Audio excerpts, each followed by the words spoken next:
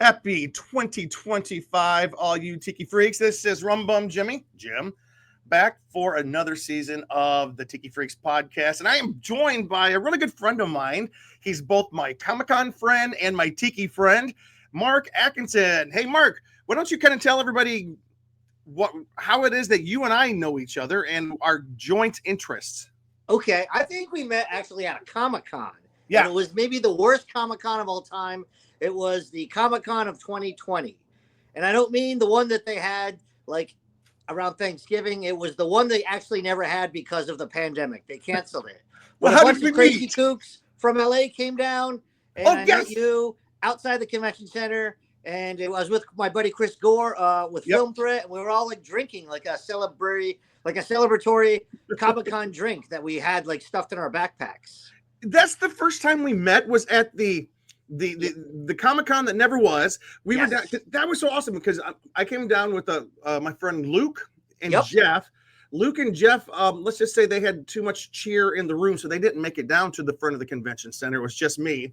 Okay. And then I remember meeting Chris down there, Chris Gore from Film Threat. He's a great guy. And then also Tony Kim from Hero Within was down there in front. How many of us were there down there had to have our Comic-Con meetup?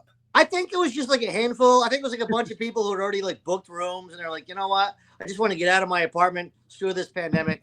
It had already been like mid-July. We were probably like about 4 months into the pandemic. And we just kind of met and mourned and laughed and drank and And I think that was it. Yeah. It was cool though, because even though the pandemic, it was right at the early days of the pandemic, no vaccines yet, no nothing. We were just kind of like, we had our meetup outside. We were socially distanced, so nobody was like breathing or coughing on each other. Exactly. Yeah. But what was cool is a lot of the bars and a lot of the places around town, they still had Comic-Con specials and everything because they were. Yeah. You can't understate the economic value of San Diego Comic-Con to San Diego. Oh man, you're telling me, man. I mean, first we lose the Chargers. If we lose Comic-Con, we're screwed, man. Comic-Con's staying. I don't think it's going anywhere. Now, our other interest, which is what we're talking about tonight, I didn't even know this. How did we find out that we mutually were in love with Tiki stuff? I think it was at the warehouse. Up in Los Angeles. Up in Los Angeles, which, by the way, I hope everyone's safe in Los Angeles. I know it's another crazy time. Can we stop for just a second, though? Yeah, I don't want to seem tone deaf. I'm here in Los Angeles right now, and just for everybody out there, I have been notified that I am in a zone which might be evacuating. We have these big fires going on right now, and if so, we're cutting this podcast short. But we are praying for safety for everybody. There's so much going on. Fires are breaking out everywhere, and it's just not a good thing. So anyways, thank you for mentioning that. And you are where? Where are you at? San Diego. So I'm okay. I was in LA a couple days ago, I guess, in your neck of the woods there in Glendale. Yeah. I was there for a Golden Globes parties. But yeah, we drove right back to San Diego, took a nap, woke up, and next thing you know, I guess we just missed the fire. So, but yeah, I go up to LA a lot. Going back to where we met, I knew we were Comic-Con friends, but where we discovered we were also Tiki friends was at the warehouse in Marina Del Rey. Yep. What's it called? Shipwreck or something? It was Shipwreck. Yeah. About 4 times a year, there's this restaurant in Marina Del Rey. It's been around for many, many years. It's right there on the water. Yeah. Yeah. And they have this thing called Shipwreck. It's a big Tiki marketplace meetup. They have music. And I don't know who organizes that, but it's really a cool thing. And they have all the Tiki drinks and everything. Hold one second. And this was like right around my birthday. It was like Thanksgiving weekend. Yeah. So it was like November. So it's cool. It's kind of like, you get to see, you don't have to wait. Like I go to Tiki Oasis down in San Diego, and a lot of those people only see once a year. But if you go to like Tiki events all throughout the year, you get to see them. Like I've seen you multiple times, and like it's at Comic-Con events. Yeah. Do you come? WonderCon. You come up for WonderCon, and then did you didn't come up for SantaCon, did you? I did not. No, I haven't dipped my toe into the whole SantaCon scene yet, but I'd like to. It's fun. I've done it a couple times, but of all the fandoms to be a part of, it is the most meaningless. It's just a mutual friend of ours, Tiki James.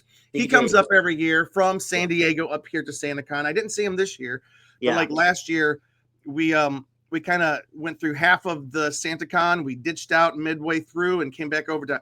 We went over to Tiki Tea to get some tiki drinks, but the line was so long. We waited.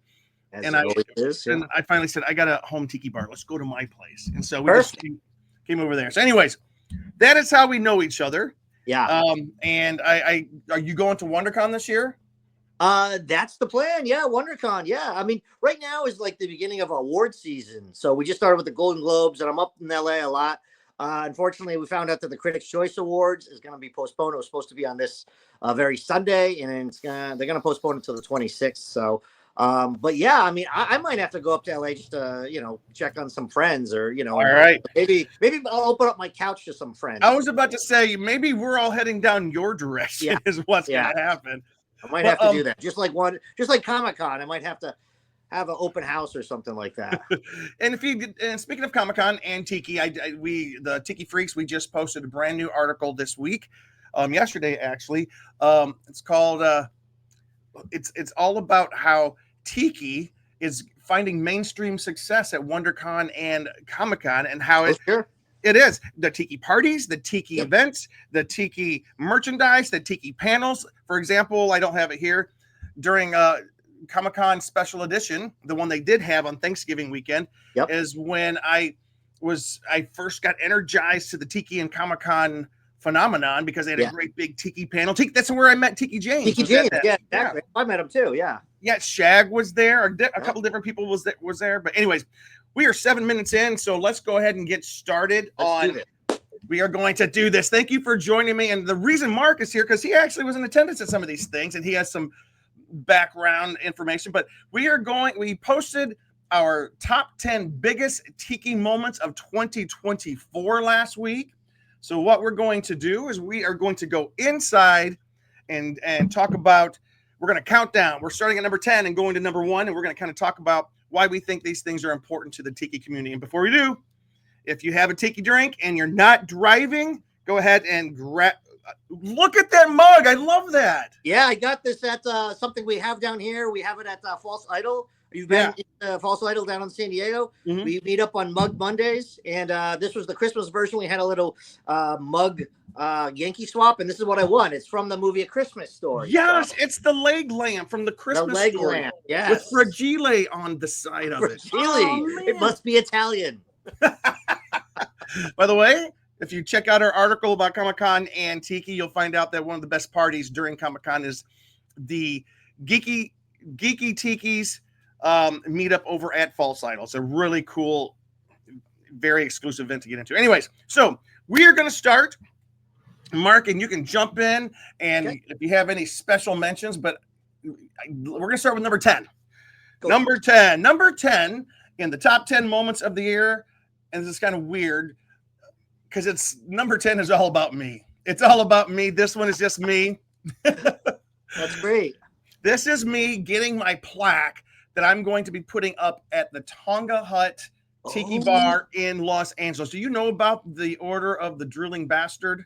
I do, yes. And I've got a little cup here that I got from the Tiki Hut. Yeah. Yep, it's the oldest Tiki bar in LA. I'll talk about that cup later, but congratulations. Yeah. And so this is their mascot. It's their fountain inside. That's what they call the Drooling Bastard. And I'm sorry if I'm, using salty language here, but you see behind the bastard right there is the wall of Tiki. If you see in that very, very first, for those of you who are actually watching, in the very first column of the Tiki plaques, the one furthest to the left, like number 1, 2, 3, 4, like 5 from the bottom, 5 or 6 from the bottom. If you squint really hard, you can see it's Cheeseman in Paradise. That's Luke Cheeseman's one. But so here's what happened. When we came up to and we did the Comic-Con special edition, we came and we did the panel.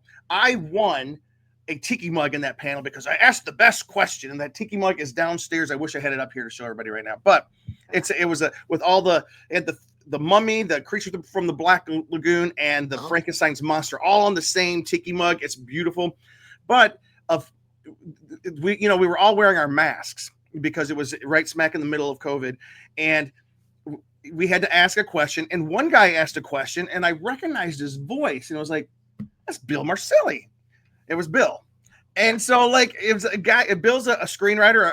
I'm a screenwriter. He's a fellow screenwriter in Hollywood, but I hadn't seen him in many, many years. He's a very successful screenwriter. Wrote some big movies, but I didn't know he was a tiki fan until that panel. We met up at that panel, and we said, "What?" And so, right after that panel, we took off to what's the other San Diego tiki grass skirt?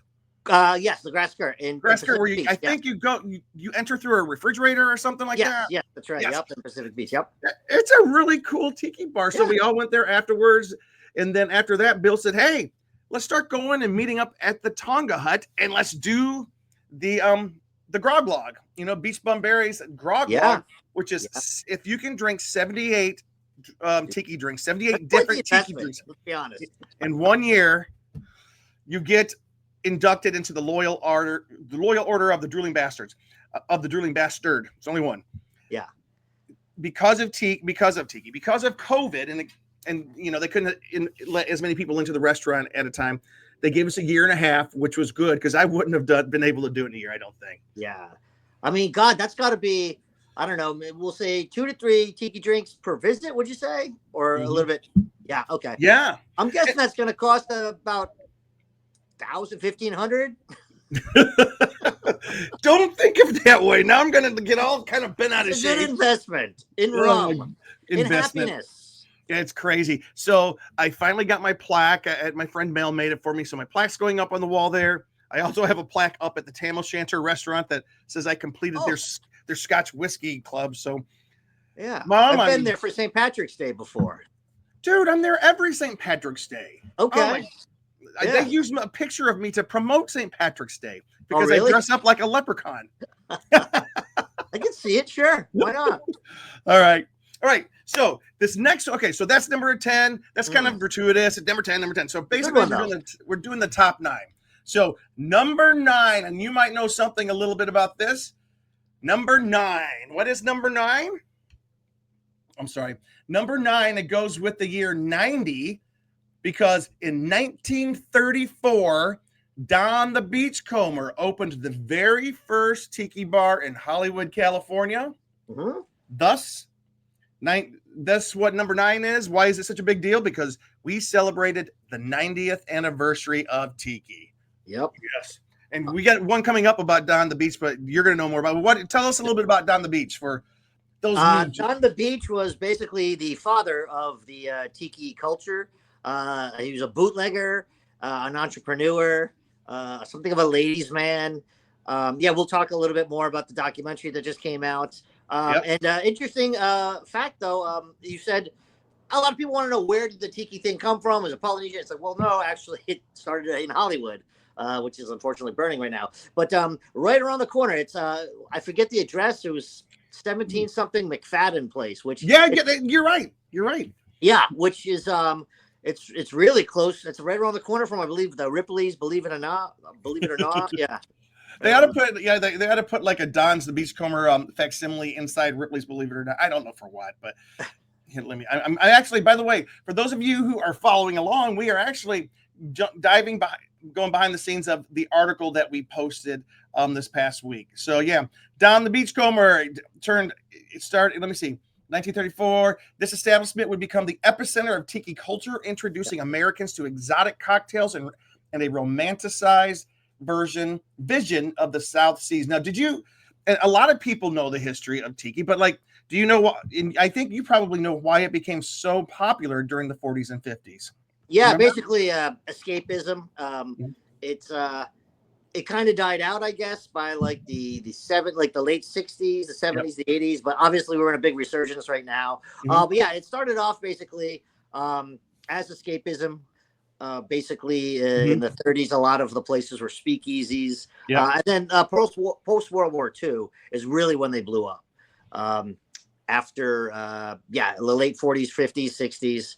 And it was really very mid-century. A lot of people actually fall into the tiki culture because I think Sven actually, he kind of was in love with just like mid-century art. Yep. And he just kind of fell into, I've met a couple people that are just into like architecture and literature and the style of the mid-century. And then boom, next thing you know, they're wearing Hawaiian shirts and drinking Mai Tais.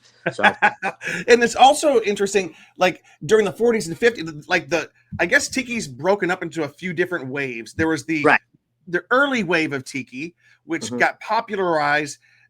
It was because of the men returning home from World War II. Yeah. They were deployed in the Pacific Theater, and they came home with having been familiarized with what they call exotic locales in the South Seas and Polynesia. And they wanted to come home, and they came home to a very uniform, predictable way of life. All the cookie cutter houses, everything was the same. I guess we would call it gentrified, but and they longed for a little bit of that exoticism, you know, and a little bit of the escapism. Like nobody really traveled very much, but this was a way to travel. And it was tiki bars. They had tiki bowling alleys, tiki restaurants, tiki drive-in theaters. Our tiki drive-in theater here in LA just closed down a couple years ago. Yeah, very sad. Tiki. Yeah, I went there during the pandemic to see Jaws, my favorite movie, if you can't tell. Are you serious? Oh man, oh man. Wait, because Cheeseman, who is not here today, his favorite movie is Jaws. We went to the Tiki Drive-In to see Halloween Part 2. Oh wow. Okay. Well, hey. Because it's kind of cool. All right. So that's number 9. It's 90 years old, and we owe so much to Don the Beachcomber, the man who started it all those years ago. Don Beach, Donn Beach. That's not his real name. Do you know his real name? Ernest Nat. Yep. What'd you say? Gant. Gant. All right. What did I just say? I don't know what I thought. It sounded like you said Nat. Oh, okay. Sorry, it must be the rum. All right. So that's number 9. Number 9 is easy because 9 is 90 years. 90 years old. Tiki is 90 years old. So number 8. Number 8 isn't so much a celebration as it is kind of a remembrance of some men who really did something great for Tiki. And number 8 is on October 13th, 2004. We lost one of the true pioneers of Tiki culture, Robert or Bob Van Oosting. Together with his partner, Leroy Schmaltz, Bob co-founded the world famous Oceanic Arts, which is the world's largest supplier, it was for so long, of tropical and Polynesian decor. Did you ever get a chance to go over to Oceanic Arts? I did not, unfortunately, no. Yeah, it was located in Whittier, California, and it was there for like 60, 70 years or something like that. But it was a big deal. We were able to go, me and Cheeseman, and we were able to go to the closing. They had a big closing event of Oceanic Arts a couple of years back. What do you know what year that was? I think it was 2022, I think. Okay. Yeah. So fairly recently. Yeah. Yeah. It's a new thing. And so Bob and Leroy, they were both there. And here we are just a couple of years later, and they are both no longer with us. They both passed away. But what's cool was, well, people understand, Oceanic Arts, they created all the Tiki for Walt Disney's The Tiki Room. They created all the Tiki for the Polynesian Resort in Florida. They created, let me see, what they did a display of thousands of pink Murex shells for the Pago Pago International Hotel in American Samoa. They created outrigger canoes for the King of Bahrain. They created so much Tiki, and now they're legends. They are the legends. The Whittier location used to be open. People could go visit it, but it is no longer there. And rest in peace. So this one it's kind of a celebration of their life. So, but it is a big deal. The fact that we lost Bob this year. All right. So let me see. We're going to number 7. Number 7. I think I saw you there. So number 7, maybe 7 I'm a lot of places. And I don't have a video we have a video on our website. I was trying to load the videos, but I'm sitting here packing a bag, getting ready to escape the fire. So I kind of ran out of time. But number 5 is Exoticon happened in Los Angeles. This was the second annual Exoticon put on by our friend Jordan Reichek, who runs Peekaboo Gallery, and they did the roast of Sven Kirsten. Oh, I wasn't there for that, but I Oh, wish I thought I you had did. been. Did you go to Exoticon the year before? No. Oh. I haven't been to Exoticon. Now, the first year wasn't like real tiki drinks, is what I heard. It was like, let's not throw it. No. Well, here's what happened. The first year, it's one for the record books. It's one everyone will always talk about. Yeah. The liquor license, the provisional liquor license was never finalized. Gotcha. So you show up at a tiki convention, you could not, but they could not serve tiki. So what happened? Everybody just brought their own stuff. So there we go. That's the tiki culture right there. Yeah. But everybody was sharing, having a good time. So it was good. The second year was fantastic. They had it's a 2-day convention. The second year it was held in. Let me see. When did they hold it? Let me see. Center? No. It was held at the Mayan nightclub in downtown Los Angeles, which is a very cool, tropical, ornately themed nightclub. But for the first day of the 2-day event, they held a private event at Tonga Hut in North Hollywood, where they did the roast of Sven Kirsten. Now, for people who don't know, can you kind of fill us in on who Sven Kirsten is? I would say he's probably the most legendary living liaison of the tiki culture. Would you say that? Yeah. He wrote the book of Tiki in 2000. Yeah. 25 years ago now. 25 years ago. And many people credit that book as being one of the big Kickstarters that started the current renaissance of tiki that we're in right now. Yeah. He also, I've got like 2 or 3 of his books. I don't have that book because it's really hard to get that book. But it is hard to get. Yeah, it is. Like Tiki Pop. I've got a couple of his other. And he has this brand new book, Palm Springs Tiki. Yep. Polynesia in the Desert, which I'm going through. I actually was out in Palm Springs a few weeks back and bought that book while I was there. Went over to the bootlegger, sat down and was reading. It was one of the most tiki experiences you can have. But nice. Anyway, so Sven Kirsten was there, and a lot of the I guess you would call the celebrities of tiki showed up to do a good ribbing and roasting of Sven, including our buddy Rory from out at Tiki Caliente, the Caliente Tropics Hotel. Check out our website or our YouTube channel and we have the roast of Sven there. Everybody who was roasting him, including that's great. I'm not gonna remember everybody right now, but Adrian, who does the Desert Oasis podcast, he did a roast. Glory did a roast. Big Crazy Al did a roast. It was a great time. So if you guys get a chance. So that was number 7. And so Sven's kind of sort of retired, selling his house and moving to Palm Springs. So it was kind of like the big transition, and they sold all his stuff. Oh, wow. Yeah. A little fun fact about him. He's actually a filmmaker first. That's right. He's from Germany. He studied at AFI. I'm not sure if he taught there, but I think he started like directing music videos, I believe, and then fell in love with the mid-century thing, and then tiki. Yeah. So, but before his first love was film before tiki, which is crazy. Oh, I love that. And the thing that's cool about Sven is tiki is kind of expansive these days. Like there was mid-century modern tiki. You knew what tiki was. It was very the atomic age tiki, mid-century tiki was. Oh, I don't have anything next. Tiki was this. Here we go. I'm gonna hold up. Everything on the front of this book. That was tiki. It had a very, very defined aesthetic.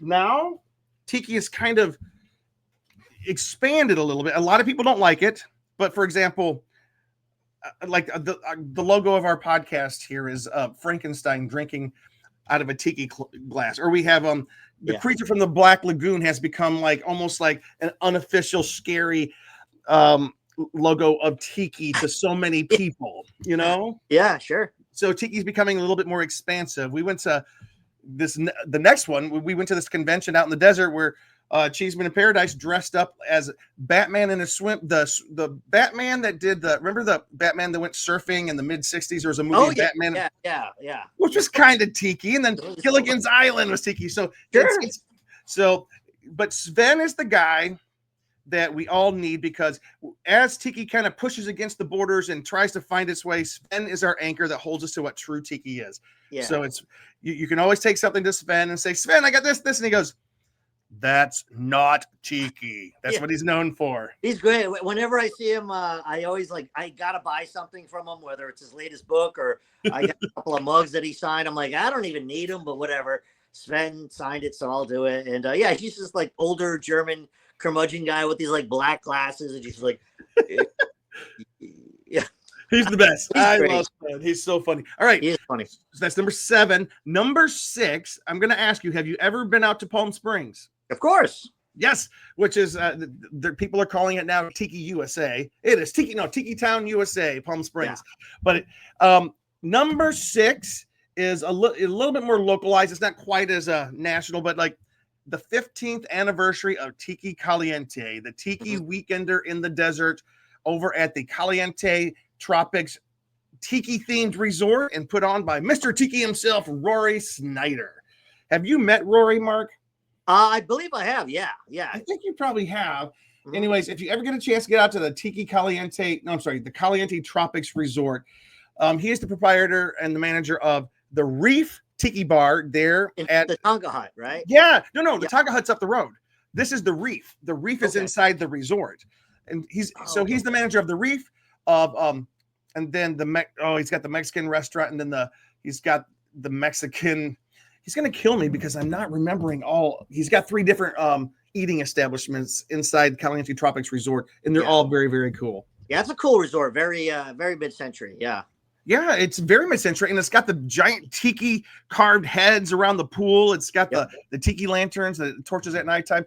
But anyways, for our wrap up of Tiki Caliente 15, just check us out on YouTube or just go to our website. We got it there. All right.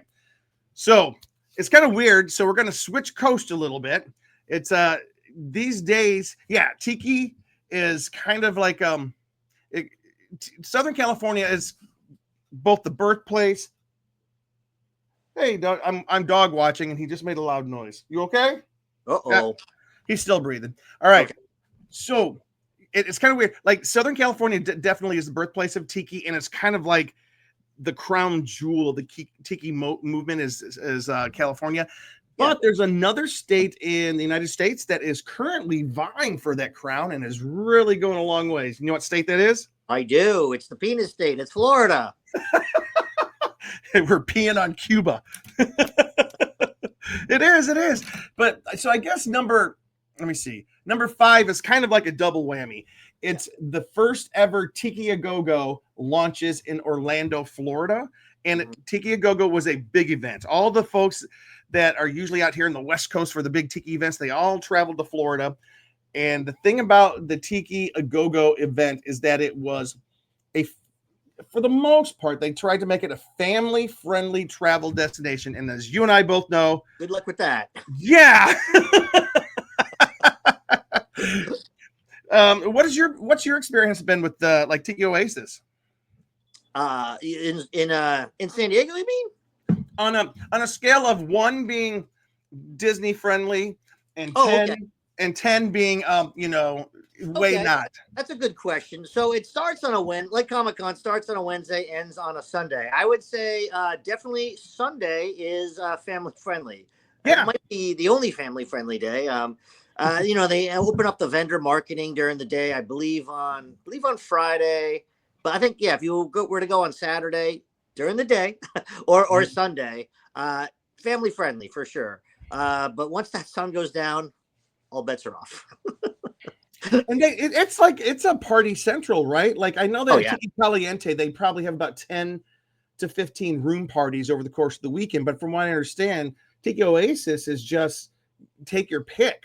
It's just ongoing. Yeah. I mean, I think it was a little bit smaller this year. We got a new home now. It's the Town and Country in Mission Valley. It used to be at the what is it? The Red Lion or the Honolulu? I think it's this is like a newer venue. I think it started post-pandemic, like 2021 was the first. And by the way, that when I went to Tiki Oasis in 2021, that's when I knew America was going to be okay. We were still in the pandemic, but like people were like having drinks and being social. Some of them had masks, but it's a great time. That's when you saw that we had made it. We had survived. So first, so people are kind of like, well, it's just another weekender. It's just another tiki weekender. Why is that one of the biggest ones? The reason it's one of the biggest ones because it was one of the largest tiki conventions in the country. It wasn't approaching the size of Oasis, for sure. Oasis is the largest one in the world, but Tiki Go-Go was very influential. It had a lot of the movers and shakers there. It also had the benefit of being right next to the theme park, so it had all these tourists coming in, and it sold out. It sold out fairly quickly, but if another one of the blogs here that is up is, do you ever read the Atomic Grog? Yeah, I'm familiar with it. Yeah. And so the guy that runs that, his name's Jim Hurricane Hayward. He also wrote an article for Exotica Modern. Is it Modern? The magazine, the Tiki magazine. And he says, this is what sets Tiki Go-Go apart. It's prime location near the Orlando theme parks, because it turns it into a family-friendly travel destination for tiki enthusiasts. So that's something that's kind of different. So we'll see if it sets. We'll see if it works. But regardless, start them at younger generation. That's fine. Yeah, because we want to keep it going, because tiki has a tendency to. We've been to these weekenders. If we're not careful, it's going to age out. We don't want that to happen. We want to pass the tiki torch to a new generation. All right. So speaking of Florida, okay, so there's 3 reasons why we're calling Florida perhaps one of the candidates for top tiki destination right now. And a couple of them, but I don't want to ruin it for number 4. Although number 4 does have a California connection. Number 4, the revival of the Don the Beachcomber brand and restaurants started, and it's sweeping across Florida. You told us a little bit earlier about Don the Beachcomber, how he started the brand. He started tiki. Well, his brand kind of eventually disappeared. Did you ever used to go to the Don the Beachcomber down in Huntington Beach, Seal Beach, the big one with the big fish on the side? I went there once, before it closed down. Yeah. I was told, like, in the latter years, it really wasn't the same. And now I guess the building's just falling to pieces. Yeah, exactly. Yeah. It's like some Thai restaurant falling to pieces. I bet you the bar is still in there, but yeah. But it looked like from like videos from like earlier, like in the, mid 2000s, it looked awesome. It was awesome. I used to go there. I moved to town 20 years ago in 2004 or 2005, one of those years. Yeah. And so I started visiting Huntington Beach all the time because although I myself am not a very skilled surfer, I consider myself surf adjacent. So I like to always go down and check out the surf shops, watch the surf competitions and whatnot. But I always make sure to go over to Don the Beachcomber, the restaurant and bar there. And it was always cool. And they really kept the history of Don alive. And I don't know. So in February 2024, a company in Orlando, Florida called 23 Restaurant Services, which is the same company that owns Denny's. And they did own Red Lobster, but they owned a bunch of those other restaurants. Anyways, they reintroduced Don the Beachcomber. They got the rights and they opened it up on the first floor of the Cambria Hotel in Madeira Beach, Florida. And so, first of all, before we all freak out and say, oh, well, Don the Beachcomber. Yeah, it's a Florida thing. It's just going to be flip-flops and Jimmy Buffett. They don't know anything about tiki. Yeah. You know who the director of beverages is there, right? I met him at no, it's a her. It's a her. Oh. Marie King. She was the manager of the Tonga Hut out here in California for many, many years. But before that, she helped to run the Don the Beachcomber down there in Seal Beach and Huntington Beach. Blonde woman, right? Yeah. She's fantastic. She was the former manager of the wonderful Tonga Hut in Los Angeles and part of the team that ran the Huntington Beach location. So the drink legacy of Don the Beachcomber is in good hands because I personally consider Tonga Hut and Tiki Tea the 2 best tiki bars in California. If you rate them just by their drinks, just by the drinks. Yeah, there's other ones that have great ambiance, but their drinks stink. No names. I won't mention any names. No. Anyways, so it opened up there in Madeira Beach, but the next location is scheduled for Hamlin, Florida, which is just north of Disney World in Winter Gardens Horizon West. One of the Tiki Freaks, our webmaster, he lives there right next door to that. So that's going to be awesome. That's opening up in 2025. So I thought the big news came out last year or the year before that that Don the Beachcomber was back.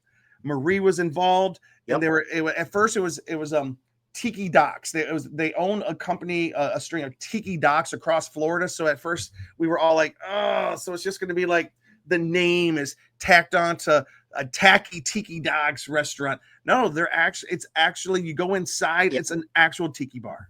I think it's in good hands. Yeah, I met some of the people that were with marketing at Tiki Oasis. I guess it was in 2023 is when I met them, when they made the announcement.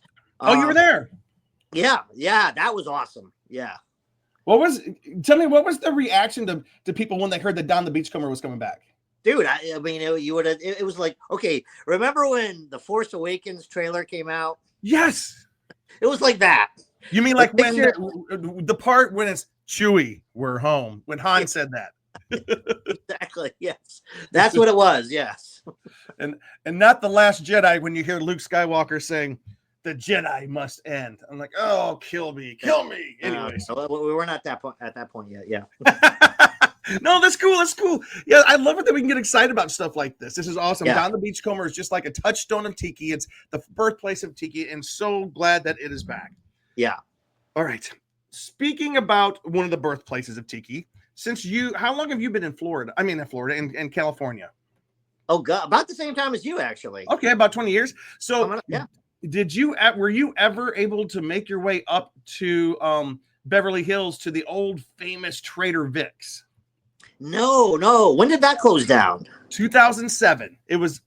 So here's the thing. That was before I really got into like it's been dormant in me, but that was before, and I really wish because I love Beverly Hills and well, I mean, I just like that whole mid-century, like Hollywood, like well, Trader Vic's, which started up in Oakland, and Trader Vic's claims to be the restaurant, claims to be the inventor of the Mai Tai.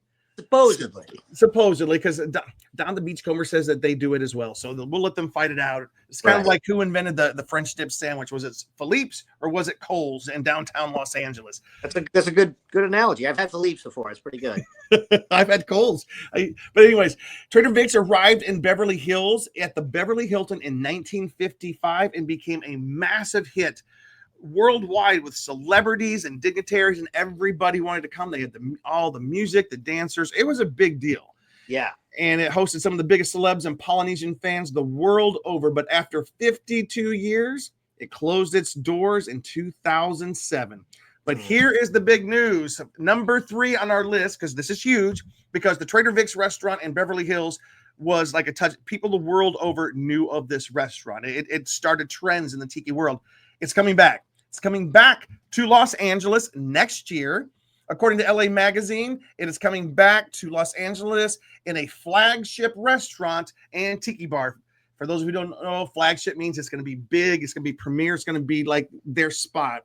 It's coming back next year. It's going to be in an old brick building at 9091 Santa Monica Boulevard.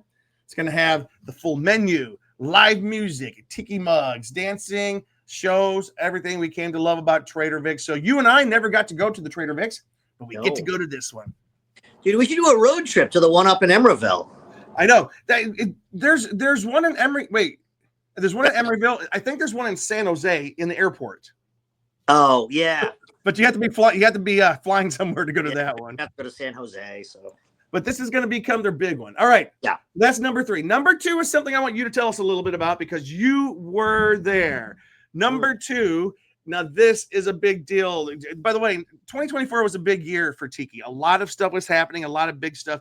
But number 2 is something that involves both California and Florida. I apologize for the rest of the country that we're kind of leaving. It seems like we're leaving folks out. We're not. We're just talking about the big things that happened last year. Number 2 was the premiere of the new documentary about Don Beachcomber called Don of Tiki. Yes. Now, it premiered in Florida, of all places, at the Florida Film Festival. It won best documentary there. Yes, it did. Yes. Either best or audience choice, one of the two. I don't remember. But either way, it's Alex Lamb and Max Well were in attendance for a Q&A. But the next time it debuted was back in Hollywood, California at the Dances with Films Festival. On June 28th, and you were there. I was there. Yes. Tell us about that night, because I heard that it was quite a night. Well, I was there Night number 2. There were You were two. what? I was there night number 2. Right. Yes, because I couldn't get tickets because it was completely sold out. Which However, is in I believe 2022, I had met Alex and he had interviewed me because I was at Tiki Oasis. He was there getting footage. And in the beginning of the documentary, they kind of say, who was Don the Beachcomber? And, everyone's doing their spiel like, oh, he was an entrepreneur, he was a bootlegger. And then I was just kind of like, oh, I'm never going to make the cut unless I like come up with something like he was a dragon slayer, because he actually was a little bit of a BS artist, Unfortunately, I didn't make the final cut. He said make it to the Blu-ray or the DVD or whatever. But I was there for opening night. I was looking forward to it for years, really. But once they made the announcement on their Instagram for months, and he was able to give me a ticket of one of his family members who couldn't show up. So it had a sold out opening night, sold out to 400 plus. From what I heard, about 200 of those people went over to what's the Frogtown Brewery, I believe. Frogtown Brewery. Yeah, I'm a member of Frogtown Brewery. Yeah. Oh, you're a member there? Right up the road here. Oh, okay. Yeah, that's right. And it was great. A lot of the people who were in the documentary attended the premiere. And then I went Saturday night, the encore screening. It was so popular and so sold out that there was an encore screening. And from what I'm told, it's had a great festival run, guaranteed distribution. I'm just not sure. It's probably just a matter of time. I'm sure they'll make an announcement on their Instagram. It's Don the Beach. I forget the actual man, but I have it linked on here. Yeah, but it was awesome. So, and I was talking to Alex and congratulating him and all that stuff, and it was just cool to be there in Hollywood. So that I'm a filmmaker as well, and that's a great film festival, Dance with Films, and it was at the over near the Man's Chinese Theater. It wasn't inside of it, but it was adjacent to it, the theater, the multiplex. The Chinese Theater multiplex now. Yes, exactly. Yes, which is just only a few blocks away from the very first Don the Beachcomber, where it was built in 1930, 33 and 34. Yeah. How appropriate is that like the Don the Beachcomber documentary premieres like a block up the road from where he first had his restaurant, a big Hollywood premiere, Yeah. And like we say in the article, Don the Beachcomber had his Hollywood moment again. Yeah. Again, yeah. And it was great. It was a great documentary. I highly recommend it. Even if you're not into tiki, you're a weirdo, but you should definitely watch it because it's just a great American story. I laughed, I cried. They gave you these little cups full of little Mai Tais there in one of the little tiki rooms. This is one of the sponsors there, Tonga Hut. But yeah, it was great. So definitely one of the highlights of my year film wise. Yeah. And that's amazing. Yeah. That is amazing. So you're a filmmaker as well. Yeah. All right. You didn't say that in your introduction. Oh, I don't know. I thought we were just going to talk about being geeks and tiki freaks. We are. Okay. That's what people want to hear. People care less. No, but I'm a filmmaker as well. I'm a writer, and I know that you and I have talked about this many times. But Don the Beach, I haven't seen the documentary yet, so I really do hope it gets distribution soon. I'm sure it will. Yeah. Because I remember that was back right before the 4th of July. I was at a big 4th of July cookout. I was the one cooking the hamburgers for like 50 people. I think, dude, yeah, because I called you. Yeah, you almost came over to the party, but your Don the Beachcomber after party went on much too long. Yeah. Yeah.